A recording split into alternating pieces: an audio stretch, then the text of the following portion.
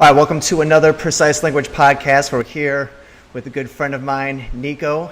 And Nikko, you did the Invincible training course, the Precise Living Masterclass, as we called it last semester. And you learned precise language. We've done a number of individual sessions of precise language as well. And I just wanted to do what I do on all the podcasts, which is really hear your side of the story, your perspective of precise language, how you use it in your life to help kind of move you forward in the things that you're doing, and just really get your perspective of how the whole thing works. So yeah. Man, that's a very the answer to that is not short, and I'm gonna try and make it concise. And here's the best way I can. Is that to pick apart, different areas of my life where the precise language has been beneficial would be an understatement, but let's just use beneficial for now. It's too difficult in the sense that there are too many, and for brevity's sake, it wouldn't work. It was the shift to using precise language was so foundational. I mean, it is as foundational as a lesson could possibly be. It completely changed the way. I mean, it's nice because it kind of side note. It's been, let's see, I did the first semester was around February of 2017. Is that right? Give or take. Mm-hmm. So it's been, what's that? That's 8 months since then, and 7 months since it's finished, or 6 months since it's finished. And I haven't really reflected back on it. So this is really nice to actually, everything is different. Everything. And I know it sounds like I'm being maybe a little overzealous about it, but it's so true. I mean, if I look at, if I separate, the before time and then the after time, right? I felt like my whole life, and I've talked to very few people about this, but like my best friends, like my mentors, like I had this sort of experience in life where it felt like I haven't found a better way to say shadow boxing, but that's effectively what I was doing. Right. I was shadow boxing against this thing, and it was a shadow in the sense that it was very low res. I couldn't tell what it was, but I'm sitting there in the shadow, and it's always messing with me. No matter what I try to do, it's coming right back with something equal. But it was worse than a shadow, because a shadow is on a wall. It's 2D. It has X and it has Y, or I guess that'd be X and Y, and it can move in 2 dimensions. But this thing that I was battling was more like a phantom. It gets lost in the woods. It has depth perception. It can come in and out. It can come from different directions. It can come out of nowhere without being seen or even sensed. You just know it's messing with you. And so I was battling this thing, which is really just myself. I was battling this. Or we call them monsters. Yeah. The monsters. I was battling my monsters so hard, right? And fruitlessly. Just the harder I fought, the more tired I get. The more I try to pick myself up, the more depressed I would end up being. The more I tried to make, build a successful business, the more I would lose. And it was just this maddening thing, and I thought I was making progress, and I wasn't. Until one day in November of 2016, I got on the phone with you, or I get on a FaceTime with you, and you go, using a lot of vague language. What if you looked at it like this? And what if you did this? And what if you did that? And these light bulbs just started going off, where I instantly just felt this like I felt like somebody finally took a flashlight, a spotlight, like the sun, and put it on this thing in the shadows and said, look, there it is. Like, you thought it was everywhere. It's just right there. It's just this one little thing right over there. And if you change the way you look at that, look how it changes that monster and how that monster interacts with you. And that monster is not something to hurt you. It's your ally. This dragon is not something that's just existing up on the hill in this castle. That's your dragon. That's your dragon, and it's waiting for you to come kind of tame it, and you get the princess, you get the gold, you get all that good stuff. Dude, you get a dragon, man. Like, so. Yeah. Real quick, your screen froze a little bit. So turn the video feed off and then turn it back on again. 1 second. Perfect. Better? Cool. Yeah, cool. It tilt it down a little bit more, because when you move back, you kind of get. Yeah, right there. Perfect. Yes. Cool. All right. Okay.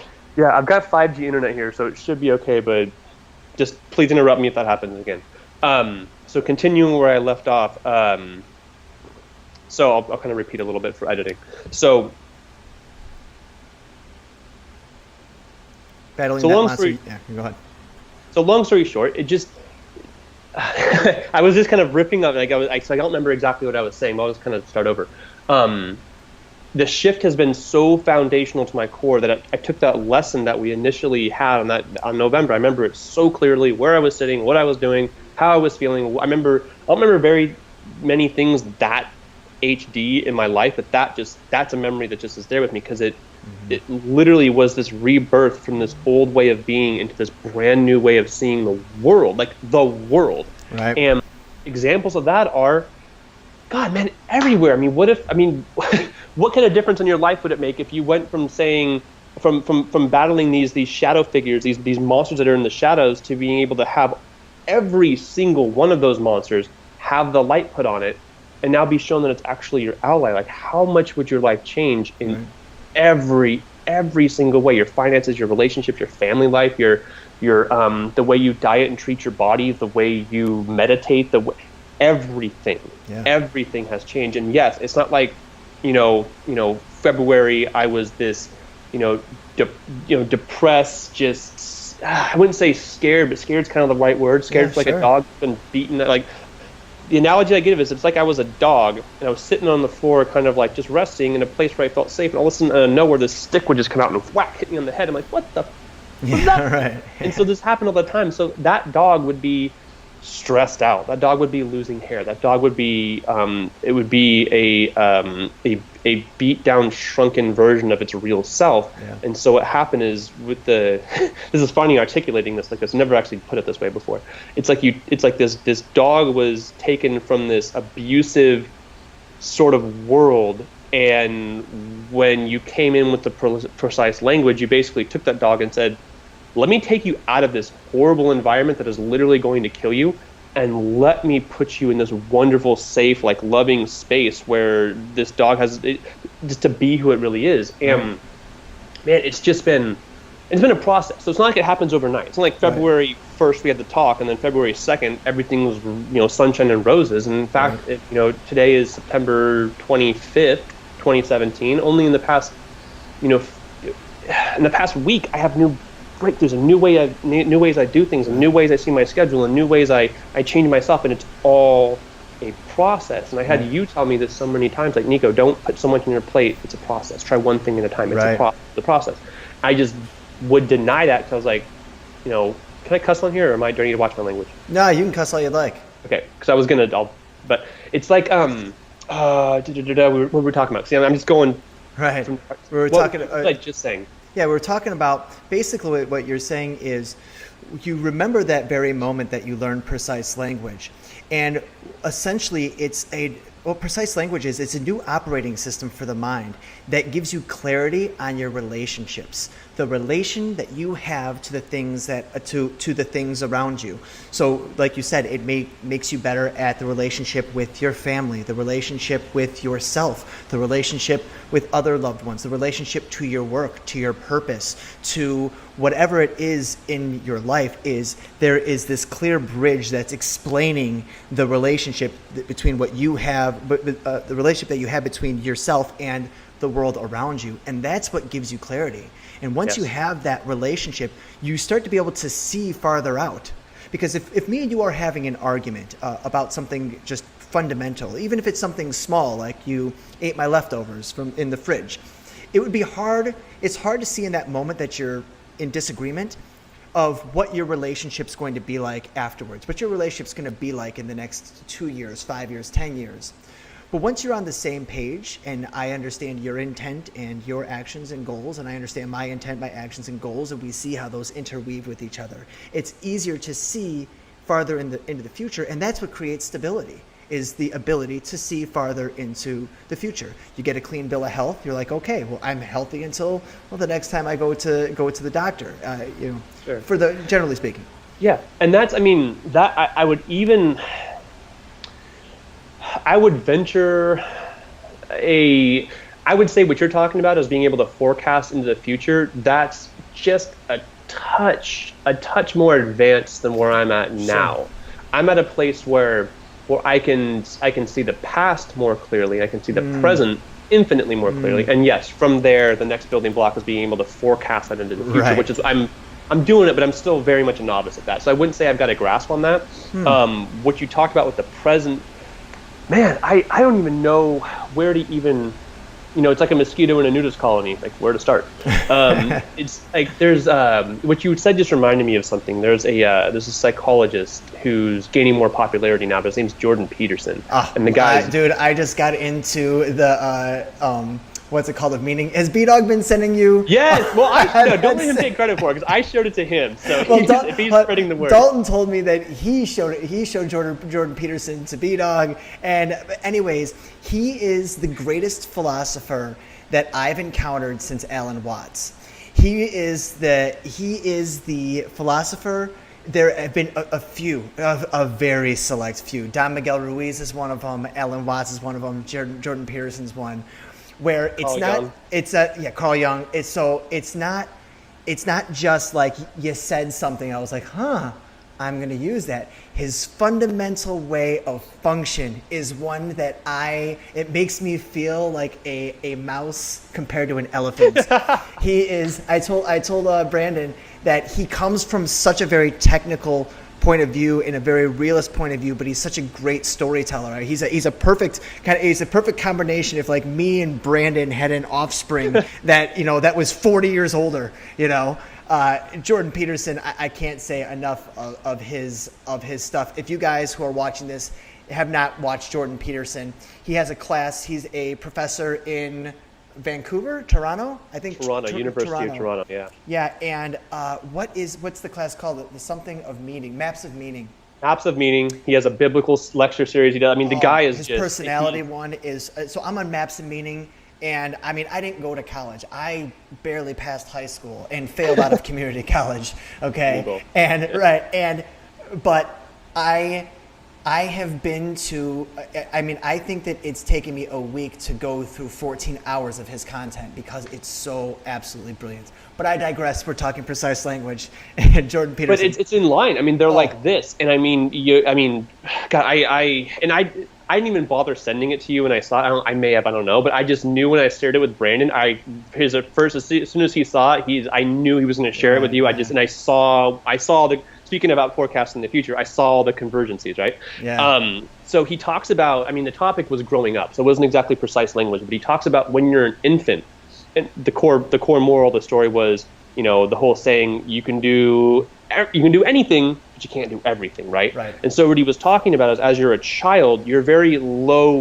res in that you can do anything. You have no definition on who you are. You could be a fireman. Right. You can be an astronaut. And sometimes you are in the same day when you're a child. You know what I mean? So you kind of like bounce around your low res. As you become an adult, you have to shrink that aperture opening way down and really decide exactly what it is you are. And once you're once you're clear on that, once you make that decision, once you have the information, now you're high res. Now you can.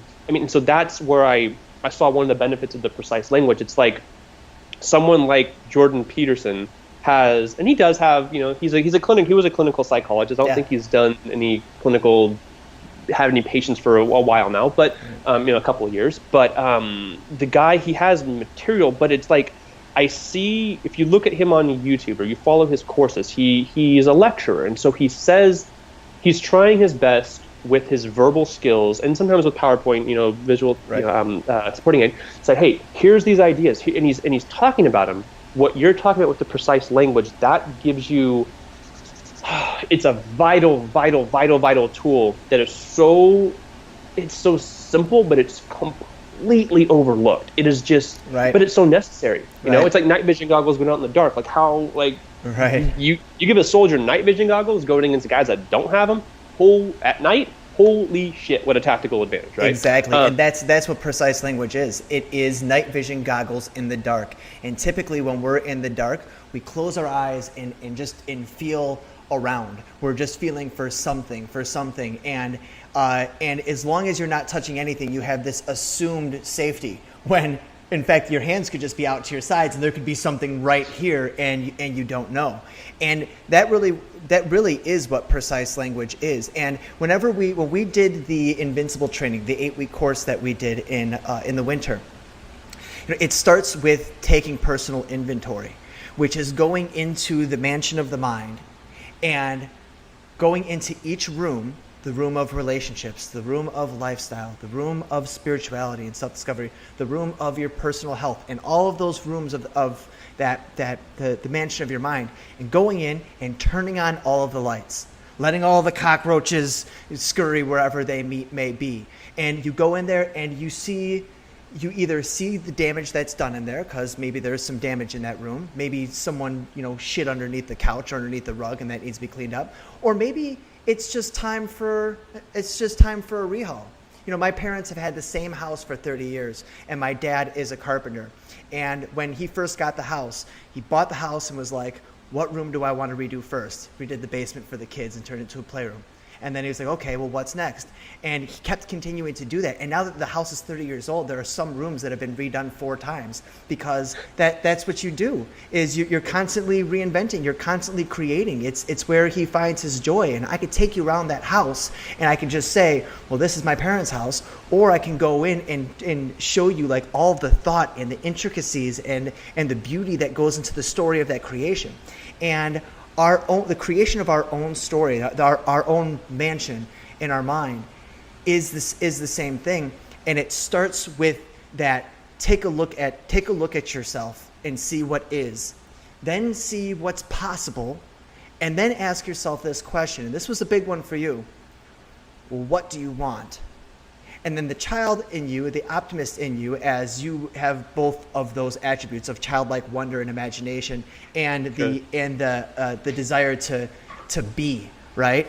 And one of the things that you took huge initiative. Remember our 14-day challenge? You took 5 14-day challenges at one time, and this is where I was like, hey Nikko, try one, just try one. And what that does is that mechanism that takes your aperture and gets it to focus just on one little thing, and then being able to pull it out and be able to manage many things. Both those tools are very, very necessary for creation. And in our precise language sessions together, we realize that you have a great ability to maintain many fields of desire at one time. I struggle with that. When I focus on something, everything disappears. My health disappears. I'm obsessive. And so I need to work on that opposite muscle. But for you, it was like, try this one thing. And I recall you you were struggling to the point of paralyzation. And fuck, this happens to all of us. Do you remember this story in the car? Oh, dude. Yeah, you caught me. And by the way, you can full share whatever you want. Okay, that was, I believe, and I'm going to let you tell the story. That was, if that wasn't the lowest point in my life as far as from a feeling, just in where I was and hopelessness and feeling lost, I don't know. I broke down. Like I cried. I don't know if you remember. I tried so hard to hold it back. Like I was like, I'm a really like. I'm gonna pat myself on the back, but I'm a pretty damn strong person, especially emotionally. I was fighting with everything I could to hold on to it, and it took all of my energy to suppress the emotion, that when I tried to let one word leak out and try to communicate one thing, I couldn't. And I'm sure I just fuck it, I lost it. I just said boom, and I laid it all out to you. So I remember that vividly. So I didn't mean to interrupt, but I remember very clearly. Please continue. And it was, and we all know the saying that when it rains, it pours. And especially when you're trying to get the engine of success of your life to turn over, sometimes it clicks, but it doesn't rev, and you had been through a few of those in a row. You in a row. Right. Yeah, absolutely. And it was, it got down to a point where you lose absolute confidence in yourself. And people know what that looks like in terms of feeling, but what does that technically mean? Losing confidence is the ability that in trusting that your actions in the future are as good as your word now. Okay, so when I say I have confidence that I can pick up this cup and take a drink of my coffee, I have complete confidence that I can say I'm going to pick my cup up and drink the coffee. But that's confidence in my word. But it starts getting a little bit trickier when you, 1, make the task a little bit more complicated, and 2, start projecting it out in the future.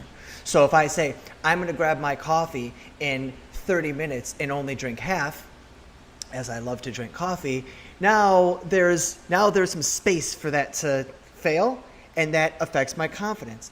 And it gets down to the point where our confidence is so destroyed that it's hard for us to even say, I'm going to look you in the eyes and look you in the eyes. And what happens at that point is shame. And what shame does to you is it allows you to break the very first rule of precise language, which is speak up. It stops you from speaking up. And I remember that to get that confidence back, that you can do it, no matter what it is, if you set your mind to it, you can do it. We had to start as basic as it could. And if you remember the exercise where you were in your car and I said, I want you to say, I'm going to stick my key in the ignition and start the car. And you had to say that and then take your keys, stick it, and put it in the car. And it was I was going to say funny, but not funny at all.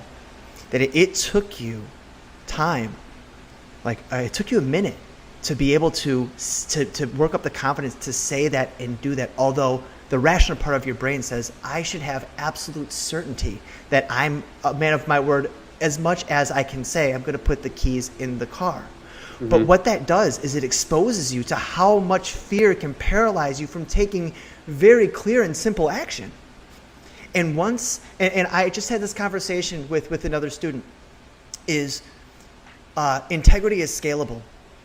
Because scalability works this way: 0 to 1, 1 to X. Get it done. Make it do that over and over again. And what that does is it breaks it down to its simplest non-fail formula of I'm sticking my keys in the ignition and starting my car. Start. And at that point, you are, in that very moment of existence, you are a perfect being completely in line with his word. And that's momentum. And now you're getting it. And it was, and I remember we had a, what was it? Oh, it was the balance of your tuition, right? The balance of your tuition. And you were like, hey man, I'm really struggling financially. Like I can get it to you in the future. And I was like, dude, send me $5 a day.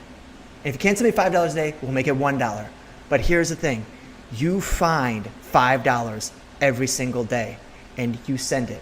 And before you send it to me, I want you to send me a text message. I'm sending you $5 and say, and I remember it was $5 in 30 seconds. And so you would wait for the 30 seconds and send it. And it was crazy that what that did. It healed your confidence mechanism as it pertained to money. And the thing is, dude, for a few months straight, every single day you had that momentum. I'm sending you this, and you sent it. You did not miss a single day, and you've got that paid off, and that heals your relationship to your integrity, to your relationship with money, to your relationship, with me. And what that did was, as well, it showed you how to handle a tough situation, because instead of me being like, hey dude, I did my part, you need to do your part in paying me, I'm not going to take your calls until you pay me. We use that as an opportunity to say, how can we take this problem and turn it into progress where everybody wins? Yeah. And the thing is, you got your tuition paid, which, by the way, when you pay your tuition, that takes you from position of a victim, someone who needs mercy to be helped, to someone who invested in themselves to make themselves better. And that was a huge step for you, man. I remember that. And that was the same conversation in that car, in the parking lot. And I remember, I know exactly where I was. I live in Orange County in Southern California. It never rains. Never. We get rain like once a year, whatever, right? It was pouring that day. And I remember, I just remember where I was sitting. I remember you saying, that first, it was $5 a day. I remember that $5, because that's all I could really afford. To go to 10 was kind of a stretch. That, man, it's so weird to think about that. But that's exactly what it was. And I remember when I first did it, I was almost I wasn't mad at you for it. Like, anger is not the right word. The right word is it's not a word. It's a sentence, or it's a question, and it's here's the word I'm looking for. What is the word? Somebody who, pathetic sounds mean, but think of pathetic in the sense of that beaten down dog that's on the side of the road and it hasn't eaten in a while, and its coat's all mangy and it's dirty and it's got cuts on it and scars, and maybe it's limping on a leg or two, or its tail's kind of messed up. That dog is kind of pathetic and you want to help it. So for me, such a weird word to use, I'm going to say it. Yeah. Identifying with that pathetic person, I was like, why isn't I didn't think consciously these thoughts, but this is what was down there. Why, like, I never really verbalized it before. This is the first time. So why, it sounds funny to say it. Why is Spencer being such an asshole and not feeding into my victim mentality and my victim identity? Right. Why isn't he coddling and saying, oh, it's okay? Why isn't he doing this? And that felt unfair to me. And it felt like, like, what kind of friend, like, that kind of thing, right? Yeah. And then, like, almost immediately in hindsight, I was like, no, he's doing like okay, this is okay. And then there was maybe a week of like kind of bitterness, and then, some progression to get like used to it. But holy shit, dude, that was like, just like, I mean, that led to me getting my credit repaired. So I think around that time I was probably around a 580 to 610. I'm now around a 745, I think. Mm-hmm. I've got purchasing power, so I've got credit, so I can feed that into my business, and that's been tremendously helpful the past few months. I mean, and it's like I'm actually taking my Chinese courses, which I wasn't doing for a long time. Like, I'm reading regularly. I'm much more productive, and this didn't happen overnight. This started with that moment where I was like I've never been suicidal, like real, like when someone says suicidal, you're really like you are on suicide watch and you might off yourself, right? Yeah. I was that close. Like, I was right into that. I was touching that danger zone. I was right there, and I'm not the kind of person that would ever do that. But my belief was, if this is what life is, and if this is my potential, and if this is what I'm going to live as the rest of my days, life's not worth it. This is absolutely not worth it. Don't want to do it. I'm out. Yeah. And something that, like, it just, like, I needed someone to not feed into that victim. I needed whatever it was that happened there, whatever the progression that I got on, like, and it's hard. Like, this morning, I push myself a lot. So, like, this morning, I've gotten to the point where I'm now able to wake up at like 5:30 in the morning without an alarm. Nice. So going from 5:30 to 5 was really challenging, and it sucks. I don't want to do it in the morning. I've got to go to the gym after, there's certain things I've got to do, and I'm like, I can feel that new strength and that new personality taking over, and that's becoming, who I am. And that's, I mean, you've said this in different words, but I got this from Tony Stark. It's the Iron Man thing. He goes, you can't separate me from Iron Man. Like, we are one and the same. Right. Tony Stark and Iron Man are one and the same. And so I always, that's my favorite superhero. I'm always like, how do you do that? How do you create this goal, Nikko, this goal self, and make it this superhero, machine that you put all this knowledge and hours and details in your garage tinkering with to get it perfect and get it right where you need it to be? Like, how do you make that you? Mm-hmm. And it's exactly what you were talking about, which is, you want to change yourself, you and you lay out the whole thing to do it.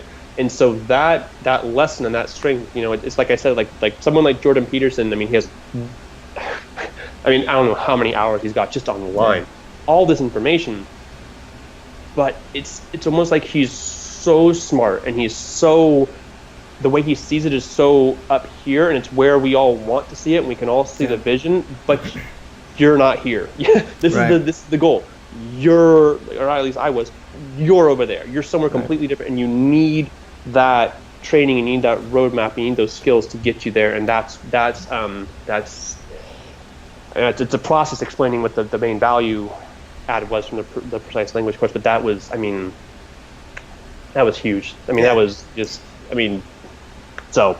Yeah, it's nice to actually articulate this and share. I don't really share this with many people. And it's been a little while since we've had a face-to-face, so this is nice. Jordan Peterson says that he was talking about solving other people's problems, and I, ironically, before I had watched it, I had spoken to a student of mine that was wanting me to solve their problem.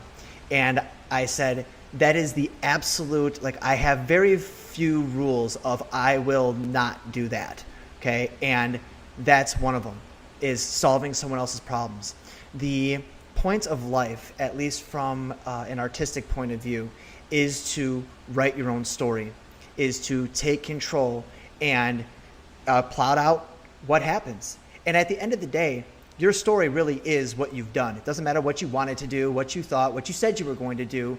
The collective truth or objective truth of your life is your story, which is the things that you did. And he was talking about you don't do for someone of which that they can do for themselves. And he told this story about this man's son with cerebral palsy who couldn't walk, and he would watch his son, make his son go upstairs to bed by crawling on his hands, because although it might take some time to get up the stairs, he can do it. And like, do you know what type of parent you have to be to watch your kid suffer that way? But what's the alternative? To have him be dependent on you?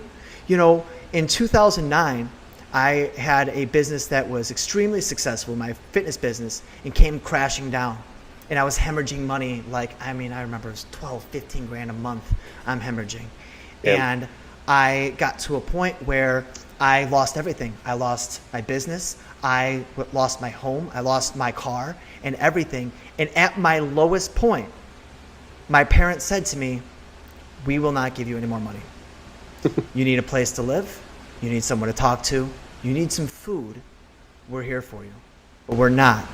And at that point, I could have said, okay, so at the time that I need you the most, you're gonna shit on me? Like, then what are parents for if you're not here to take care of me? And I never chose to take that mentality. I've struggled with a lot of things in my life, but personal responsibility is one that's been ingrained in me. And my parents were showing me more love in that scenario by creating a boundary that would make me stronger. And by saying that, they were saying, I will not do for you of which you can do for yourself. So for me to tell you that you're not getting another cent from us is a demonstration that, you know how much I believe that you can do this? I believe it so much that I'm willing to watch you suffer, even though that I love you more than any person on the planet.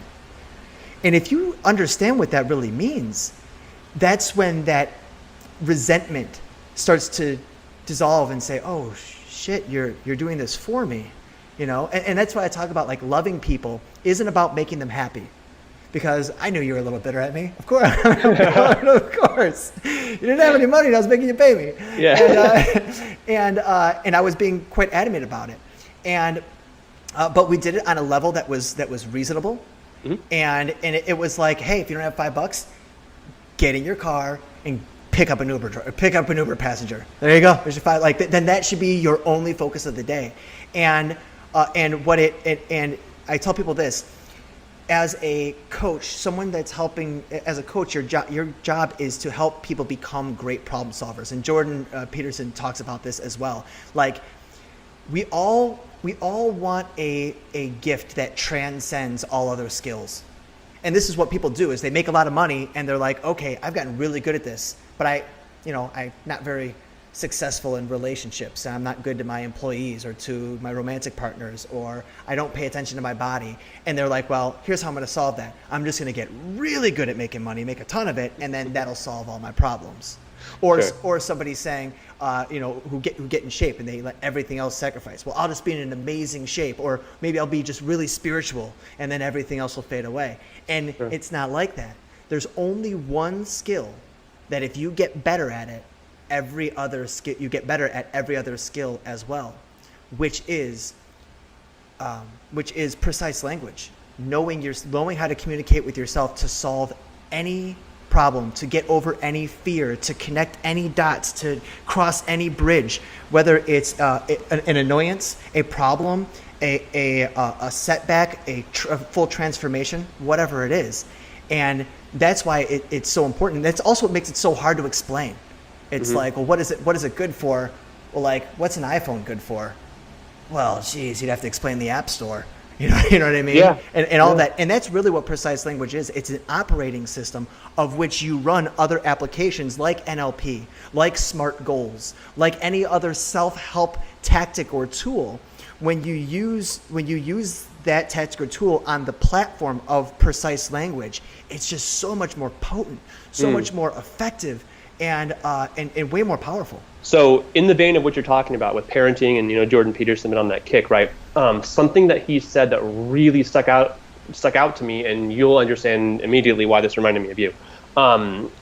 You're talking about, a parent needing to instill in their child the tools, I guess, necessary to go out and be successful in the world, right? Mm-hmm. And so what Peterson was talking about one day is he was talking about the danger of, creating the safe space bubble around your child, where you try to block out all the negativity, and you create this lifelong nursery. When they get out in the world, they're, pardon my language, but they're fucked, And he goes, that's wrong. Because what you should be doing is teaching your child that the world is full of monsters. It's full of death. It is full of thieves. It is full of things that can kill you and maim you like that. And he goes, but guess what? You're a monster too. So I'm going to arm you with the shield, the sword, everything you need to go out in that world and slay monsters. I'm going to give it to you and make you a beast. And that, he said that it changes everything about you. I mean, that's what I went through. And my parents didn't coddle me like that, but they didn't, I wasn't directly taught necessary certain tools I would need to go do that. So when you take somebody who's, look at what's that movie, 300, right? Mm-hmm. Where they talk about the Spartans and the kid's a boy and he goes out into the wilderness and he fights the wolf and They didn't just take some child from who has spent his whole life just doing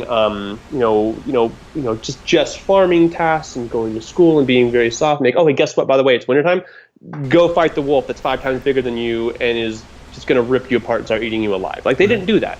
From the moment that Spartan was an infant, they trained it to battle and to fight and to be tough and all this other stuff, and how to survive in the wild, how to survive in the cold. Taught him all those skills and then said, all right, now you're being tested. Now go. And it's so, I mean, maybe that's coming in full circle to, maybe this isn't just for adults. Maybe the precise language thing, it needs to be for kids too. Yeah. I just had that conversation with Leaf. I don't know if you knew him from class.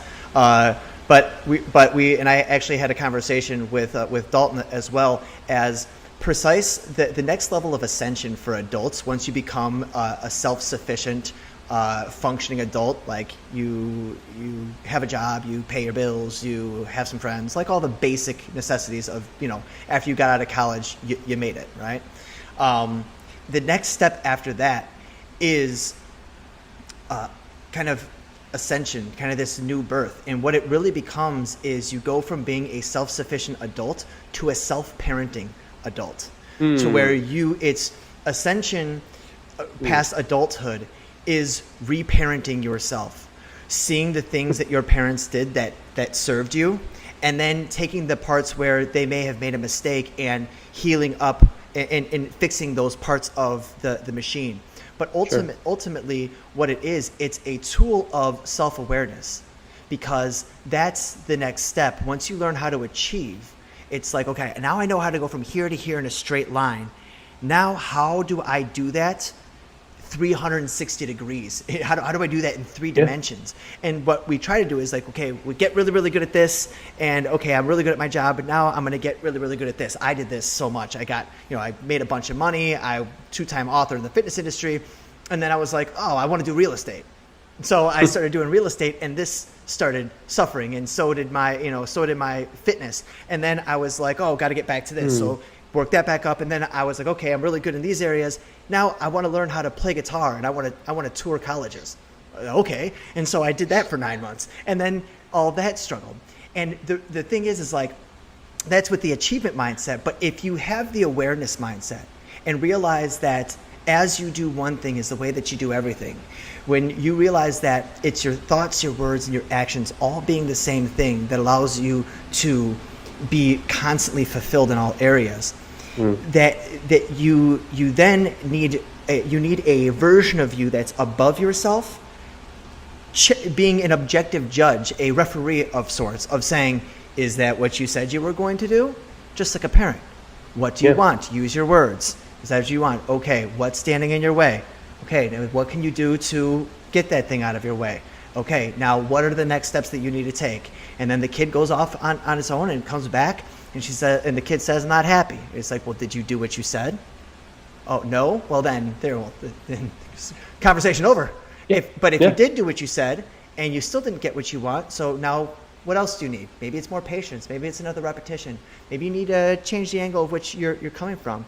But that's what it becomes. And when you can self-parent yourself like that, then you go to specialists to dive deep. You know, that's when once you learn how to self-parent, which you did in the Invincible training course that we did in the spring, then it's all you need is to talk to a practitioner that has clarity in that particular angle. You talk to me, you talk to Brandon, you talk to someone else who has that insight, and the amount of clarity you can find in such a short amount of time when you are already healing yourself, and then you find someone else that has clarity, like your problems just get solved so much faster. Sure. So much faster. It's like, the house analogy you were talking about is perfect, because if you look at, some houses are very simple. There's one kitchen, one living room, one bathroom, one room, maybe a living room. So it's very, very simple. But that's not how the human mind is. We're not 4 different compartments that are pretty general, very, very complex, and each one is completely different, little snowflakes, not to use like a term that's, Sure. Anyway. But that's really what it is. Every mind's unique. So that's like what most people do is they have this house on the hill that's their mansion, that's their palatial estate, but it's in the shadows of the dark. They know it's there and that it's operating, but not much about it. You take that person and you put them into the darkness and say, okay, cool, renovate this 140 room mansion. Right. What? I've never picked up a hammer in my life. What are you talking about? I can't even see the damn thing, right? Right. What you're talking about is a process that goes from step A to click, here's what the house looks like, to what do you, now that you see it, and you see what it is, you have this vision in your mind of what it should be, let's bridge that gap. Let's teach you how to properly drive a nail, and how to find a stud. Let's teach you how to paint basic things. And then once you understand it, you said, now you can go find that good plumber. Now you can find people to start, take it above and beyond where you can do it on your own. And I think that, and you actually gave me this idea. I read about this years ago in, what book was this in, about Marilyn Monroe's alter ego? Like Marilyn was the alter ego to whatever her real name. Marilyn Monroe wasn't her real name. Right. It was her stage name. Whatever her real name. I think it was How to Win Friends and Influence People. But I'm not sure. But you kind of like, when you were talking about it, you clicked it, like the importance of that Iron Man, that alter ego, that goal person. That's what I've been. It's almost kind of schizophrenic when you think about it, but then you kind of get used to it and you go, oh, it's just, I can manage this and still be sane, right? You need this figure, this thing that is like something you look up to. Some people can use it, use God if you're religious, but I don't, like, God isn't your human form. It's a totally different thing. So you can use that for guidance and higher power and all that stuff, but you need that thing you're needing to become. You need that clear blueprint, that house, that mountain. You need that to be clear so that you can compare yourself and make yourself more like that person each day until all of a sudden you start to feel like it. Like I started getting serious about this about I'd say a week and a half ago, like really it started to click. And just in a week and a half of doing that, like I'm starting to notice that I start behaving in the way that goal Nikko would. Right. I may not have the money. I may not have like the house. I'm in a 1-bedroom apartment right now. I may not have the car, the different things, but I feel like that person. I am within, and therefore I will be without. Not without, but on the outside, right? And it's just so. I think that's an important piece of it too. And you've touched on it multiple times in our conversations and all that stuff. So it's I think that's really important. So I wanted to touch on that. Yeah, for sure. And when you talked about the mansion of your mind, sometimes a mansion needs a total renovation. Sometimes you just need to go to fix the faucet in the bathroom, right? One way or another, you need to step inside the house, and that's personal awareness. You need to turn on the lights so you can see. That's mindfulness. Walk through, okay? Then you need to be able to identify what the issue is. And then you need to be able to see what you want it to look like. And when you can build that blueprint, okay, and you can see what it looks like. Now you start saying, okay, well, what are the conditions here? Like, how big is the door opening so I know what type of tools and equipment I can bring into this room? What's the height of the ceiling? Are they using metric bolts or standard imperial bolts for measurements or whatever? And you have to go in, and you've got to go in and find that stuff. And sometimes that takes not only clarity, it takes accountability, it takes courage, and it takes the right tools to be able to figure out, okay, I want to move this sink from here to here. How do I go about doing that? And you brought up the idea of a blueprint, and I've been working on this theory that called imprinting, where you go into the theater of your mind and you observe this person that you want to be. Okay, so it's when I did this for myself, it was Spencer, the head teacher at the Invincible Academy, and this vision of what that looks like when it actually becomes a school for coaches to learn to get certified in precise language. Like, that's ultimately what I want this to be. And I went into my notebook and I started asking myself these questions, like, what time does this guy go to bed at night? What time does he wake up? Well, how does he dress? Now, it might be the same way I dress now. It might be different. And I started asking, like, what are some of the tasks he does during the day? And I started shaping what my life would be like once I was this person that I wanted to be. And then what I started doing is started asking non-relevant questions. What type of toothpaste does he use? Okay. Good one. It's what music does he listen to? What's his favorite swear word? Like, how does he deal with his own failure? Like, what's his drug? What does he resort to? And I literally, I could show you in the notebook, but I have 2, 3, I think 4 pages of just these questions about this guy. And I don't know if you've ever, and I wrote down answers to those as well. And when I go through my reflections at night, or sometimes I'll do a 5 and 5 in the afternoon, and I need some clarity, like, am I getting any closer? Because today I just feel like I'm just pushing papers. Yeah. And what I do then is I take a look at that blueprint, that all of those behaviors of that person that I know to be true. And much like when you're trying to trace something, you put the tracing paper over the image, and then you trace over it, and then you look behind the trace paper, and you kind of back and forth. Okay, is that how it goes? Yeah, and then you go back and you trace. And when you do reflections at night, you kind of look at that imprint and you say to yourself, did I use that type of toothpaste? Did I manage my problems? So sometimes when I fail, like, how does that guy deal with his problems when he gets frustrated? And if one of those is he goes and watches sports commentary YouTube videos, then I know that when I watch sports commentary YouTube videos, even though it wasn't helping me accomplish my goal, that is how that guy deals with it. Now, I did use that Crest Whitening Wintergreen toothpaste. I did listen to that smooth jazz music while I worked, and so if you can't find something that's tangible, you know what I mean? Like, did I work on a curriculum today? No.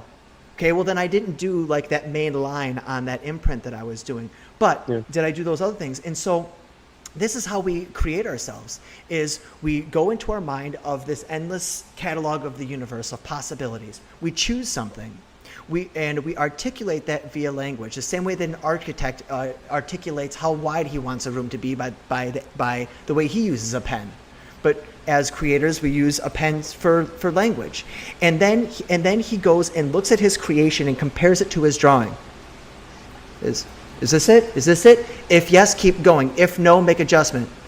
And as long as he continues to reflect on that and do that often, he's more likely going to stay on track for his goal. Because if you're tracing over that line and you're drawing the whole day without looking behind to see if it's right, well, you might have wasted an entire day because of the lighting conditions or whatever. But as long as you're doing that on a regular basis, you'll be sure, as long as you're drawing, you're moving forward.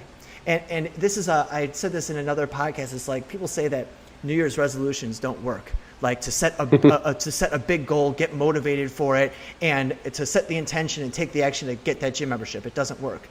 Yes, it does. You just need to do it daily. Yeah. And so once you have the accountability and the courage and the tools to address yourself on a daily basis, then you can't help but make progress. And it's the thing is like having what we want isn't what makes us happy. It's what makes us satisfied. Or as Jordan Peterson says, satiation, happiness are two different. It's satiation and happiness are two different things. Happiness is the knowledge that you're getting there. It's not actually the getting there that does it. It's taking the big chunk out. And if you have a daily practice that guarantees the acknowledgement of your progression, then you will constantly be fulfilled. You might not always be happy because there's struggle, but at least you'll have that self-confidence that you're doing it. Yeah. You said several things that were really profound, and so I'm trying to remember what they were. I'm going to list them off so I can come back to them, each one. There was the tracing thing, which is huge. There's the way you reference this person you want to become as garbage trucks are going to come by. This is the best I got, so if it's loud. So the second thing you referenced was the self, and like you refer to it almost like as this third person that you're becoming. Mm-hmm. And then the other part has to do with the house. So it's almost like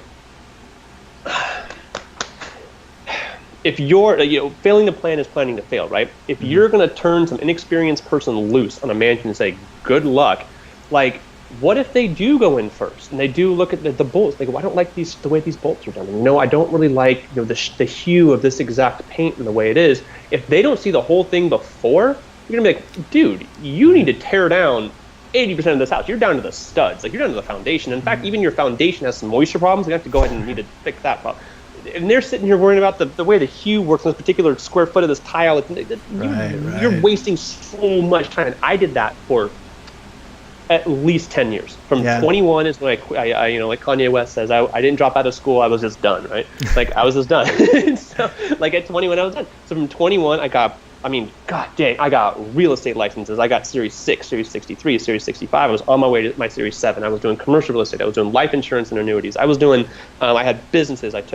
All these different things, trying to polish myself, when in reality I had to go way into my foundation and build it out from there.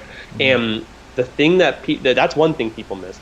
The other thing you said, which is really important, is the you talk about creating this on the tracing paper, and the clear paper represents what you're creating now, and the thing behind represents the ideal, the goal, right? Mm-hmm. What most people do is they only think from first person. They go, how do I become this other I? And so you have these total conflicting things, which it just goes like this in your head, and then it dissipates into this mist, and it's just, you can't grab it. And it sounds counterintuitive, but the healthy thing, the right way, is to go, the best way that I've recently found, is to say, that is a third person. That's a personality. What is a personality besides, ego literally means mask, right? It's this thing you're putting on. Mm-hmm. So change that. But it's not you today. It's this other person who exists over there. Go take that, trace it, and like you said, every single day, how am I stacking up? All these little things that seem like nuances. Like, I didn't think about the toothpaste thing. That was pretty funny. Or the favorite swear word. I've definitely got the clothes. I've definitely got, everything from the type of music I listen to when I'm working to what do I do first thing in the morning? What is the first thing I reach for in the morning? What is, when I'm at the gym, I'm doing it again. When this guy, I'm becoming more this person now, so it's kind of exciting that I said I, because that hasn't happened yet. So this person, what are they listening to in the gym? Who are they interacting with at the gym? When they go out and they go to dinner, how much are they tipping? What are they ordering? Right. Like, even though this other person makes $1 million a year, is he still drinking, the $10 glass of wine? Because I'm not, why would I spend 20? Doesn't make me, how is that person still, operating, all of the big things. What kind of big projects am I working on? What kind of house do I live in? What kind of car am I driving? So that's really, really important. And so that's what people miss, is that tracing. And you talk about the magic button. is that what it's called? I might be blank. I'm sorry. The magic. You have something where you say, you have this goal you want to get to, but you're here now. How do you plan for not just a year, but quarterly, monthly, weekly, daily? The ready, set, go problem. Yeah, that's the ready, set, go. That's the one. And you taught me that concept. And so, but it didn't click because I just didn't, there was other things, like I said, the house had to be torn down more and I was trying to do more wallpaper shit, right? Yeah. So what I did is I used that planning and I actually bought a tracker, but it's kind of the same thing where it talks about, like, go to a page it's not written on. You've got, and this is actually this might be a sidebar, but this is something that is exactly what you teach. Mm-hmm. It's just put in a like a nice looking like binder like this. It's got your weekly reviews, everything you got to do. You do the daily stuff into the week. You check back in, end of the month. You check in, plan for the next month. It's exactly what you started doing. I started doing that. Oh my God, does it shine a light on what you're doing throughout the day? Yeah. You thought you were working 8 hours, dude. You're working like 30 minutes or an hour. Yeah. Like, wow, oh my God. Then it talks about time blocking, which is something you talk about, right? Like the Pomodoro method.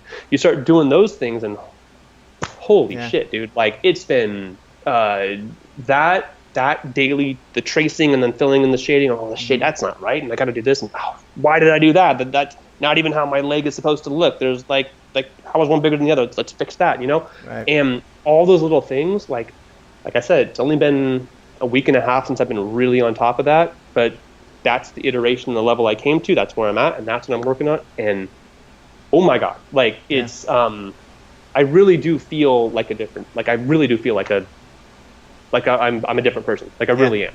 Yeah. God, man, that's pretty cool. So, yeah. I mean, everything ultimately is done on an identity level, and so like change your beliefs, that changes your actions, which will change your habits, which will change your rhythms, which will change your outcomes, which will change your identity. If you can just change your identity in your mind, all of that stuff is a byproduct of it. So you don't have to go and change those habits. I just you just simply change.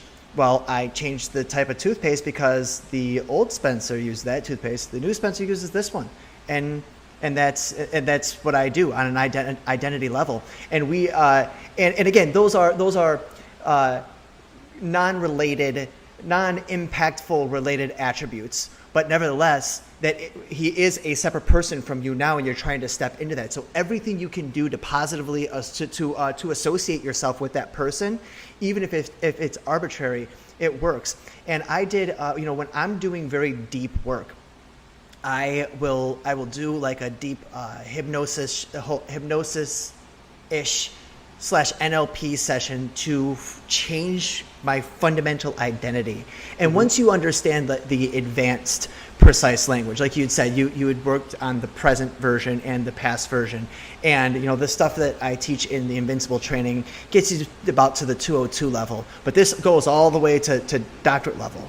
But when you can change your identity like that, your habits shift immediately. It is absolutely insane. You get to bypass all of that shit. But to be able to shift on an identity level, you have to first be able to see your identity in such a granular fashion. And when you're able to do that, that's when you're able to kind of slow down time, because it reduces decision fatigue, because you've already thought about how you behave yourself in these in situations. And it does take work. Like it's a lot of work. You think losing 100 pounds is difficult. Like, this is not, it's not anything. I would never lost 100 pounds. And my girlfriend did. She went from 230 down to 130, and she's a personal trainer now and the whole thing. And I listened to her talk about that like often enough. Like, there's a lot of commitment, a lot of identity change that had to happen internally before she went out, and the weight started to drop off, the muscles started to form, like her skin started to look better. Like, you said something just now that like it just was like obvious. Like I already knew what you were saying about from experience, that the little intricacies matter. I mean, I know that conceptually, but do they?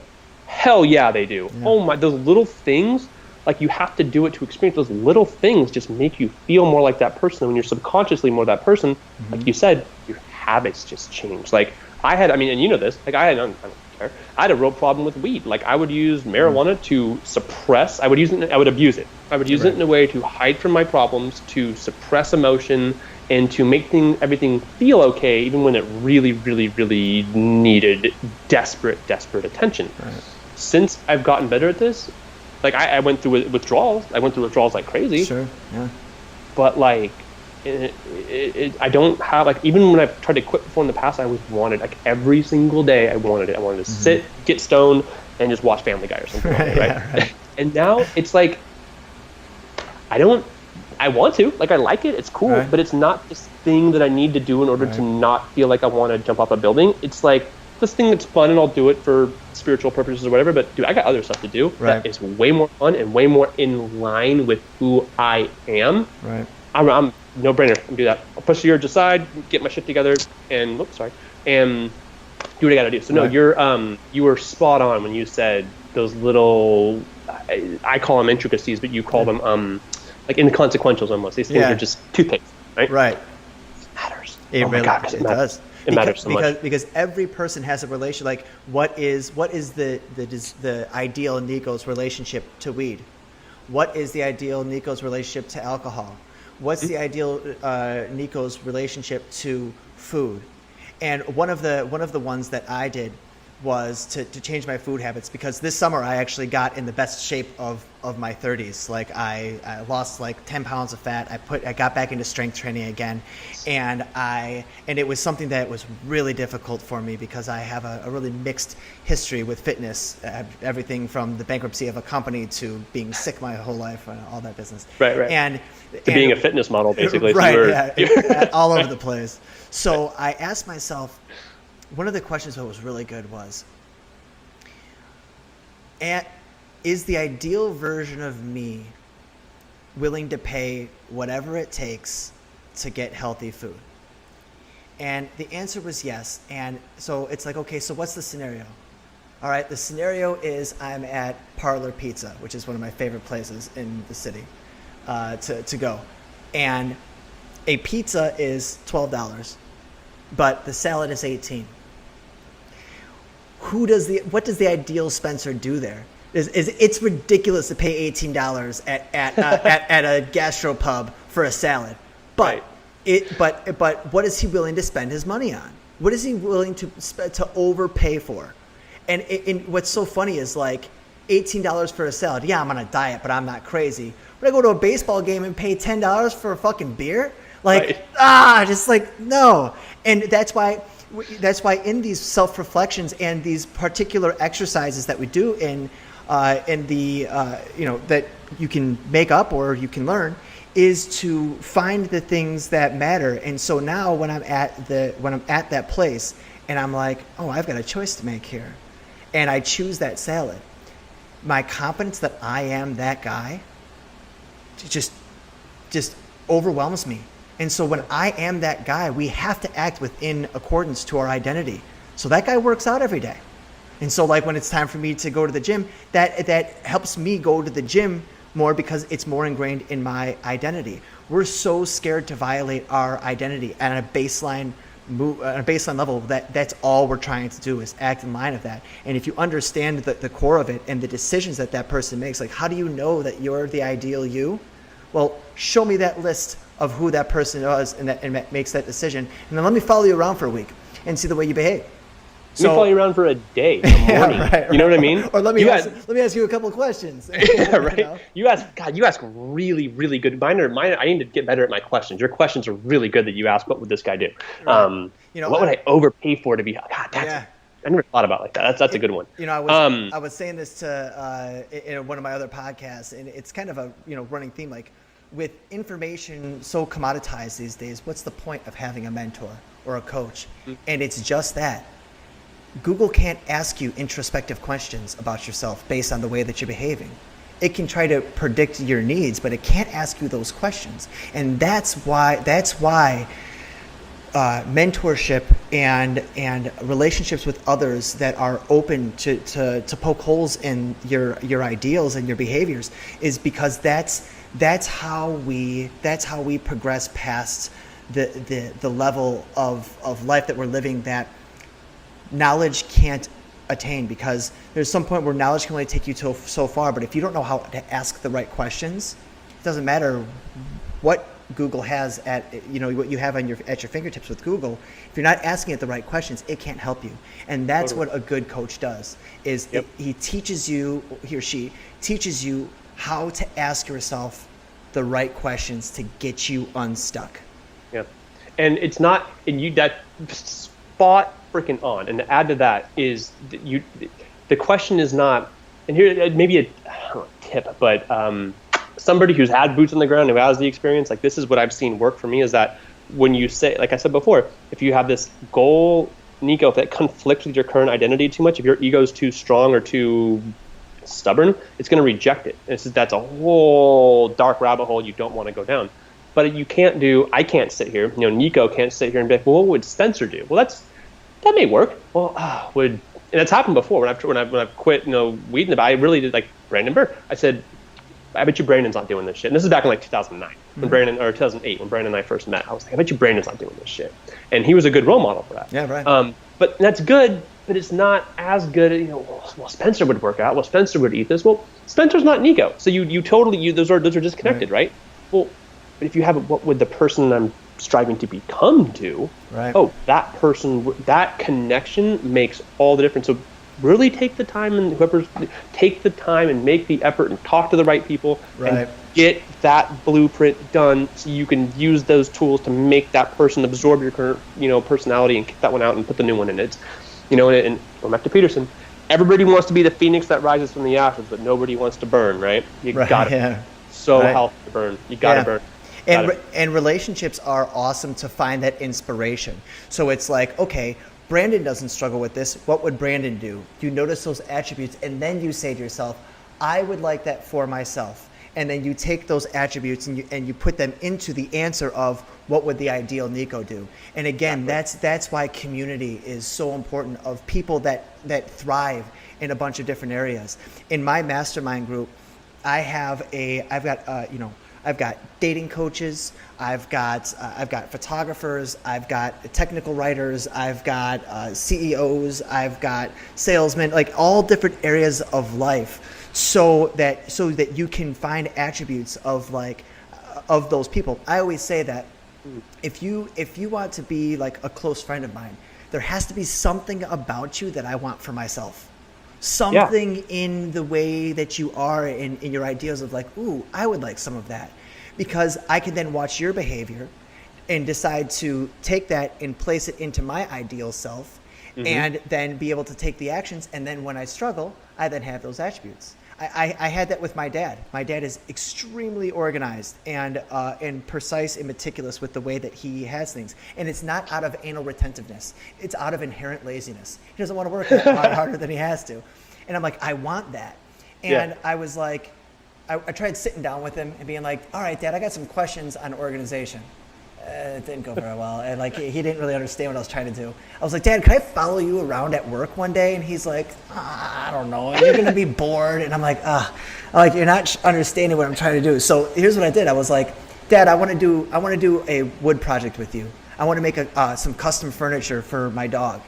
And I spent 3 months every weekend going into his shop and doing that and watching the way that he behaves, the way that he manages a project, the way that he takes one thing at a time and does things once and does things right. I saw the way that he lays out his tools and puts them away. I saw the way that he organized. It changed my life, man. And I was able to say, I admire this attribute in you. I want it for me. And then basically I put that piece of paper up to my dad, and I draw it out. I'm like, sweet. I put it out in my identity, and then as I'm going throughout my day, I'm doing that same imprinting process. Totally. Yeah. It's a big. The important piece is I don't want to. There are certain. I mean, obviously, I have the same mentality as you. If someone's gonna be my friend, I need them to have something I admire. You are the sum of the 5 people you surround yourself with, right? So I don't look at you. I've never been like, I want to be Spencer, but I've definitely went like, shit, I want Spencer's X. I want Spencer's not X girl, but I don't know. You got some nice looking ones in there somewhere, right? But no, I want Spencer's like discipline. I want Spencer's ability to see himself as something different and then change. I want like the different things, right? Yeah. But I want my version. Yes. I want it to be Nico's thing, make it my own, right? So that's important. I don't want to be Spencer. I want that thing trace of my personality. So because then at that point you have a cult. And like the only cult that I want to be a part of is a cult that shows people how to think for themselves. Like that's which is the antithesis of a cult. But I mean, talking about entering the rabbit hole of what's wrong, in this country, we need more people anyway. So, but that I'm not going to go down. But yeah, more people that just have the tools to help themselves and know what's right and can do it without having to rely on external forces to do it for them. They know how to do it. They free think they do it for themselves. Exactly. No, I'm right there. Exactly. Making sure that your internal reality affects your external reality and not the other way around. The other way around, you're just a victim.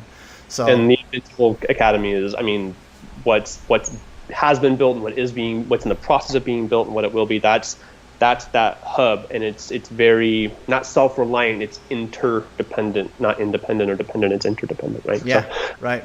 Yeah, I've had nothing but phenomenal experiences. Nothing. It's been, obviously there's been the frustration and like the why isn't he coddling to my bullshit, pathetic little personality that I've got right now? I need to get rid of it. There's those moments, but like I said, got to burn to get through it, and that fire was worth every.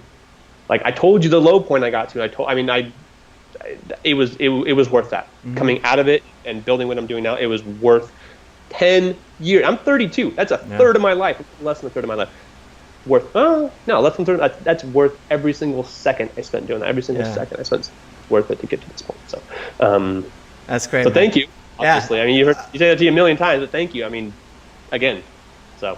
Yeah. No problem, man. Well, I appreciate you doing this podcast with me. I was excited to have you on this. I knew that you'd have great insights. And for any of you guys watching, if this is something that you want to learn, is how to speak precise language and all these other tools that we use in order to create our lives consciously, to choose to grab the pen from everything else in the world and write your own story. I'm going to leave a description in the link below where you can do a strategy session with me. And this is where, I don't know, Nikko, if you did the personal inventory where you answer all of the questions, that you basically go into all of the rooms in the mansion of your life. We lay it all out, and then we have a one-on-one session where I help you calibrate your compass due north and then give you actionable steps that you can take every single day to make sure that you are feeling proud and confident and motivated and clear and focused on what you need to do so you can get the most out of your life. Like, we don't get a whole lot of time on this planet, and so like to live it to its fullest potential is the game. And that's what the Invincible Academy is all about. That's why I teach precise language. So if that's something that you guys want to do, click on the link below and schedule your strategy session with me. And if you like this video, be sure to smash that thumbs up button.